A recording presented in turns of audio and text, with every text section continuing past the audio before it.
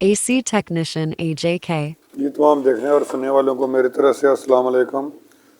ये आज higher company का एसी HFP मॉडल इंस्टॉल कर रहा हूँ मैं। ये ब्लैक कलर में है, बहुत खूबसूरत मॉडल है।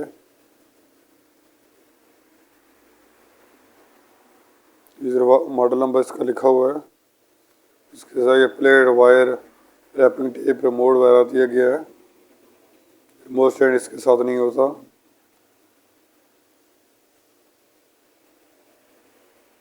इस तरह पाइप पर रैपिंग टेप भी लाजमी लगानी चाहिए।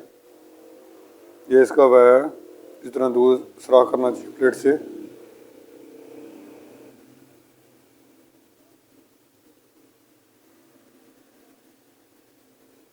ये इंडोर लगा दी है।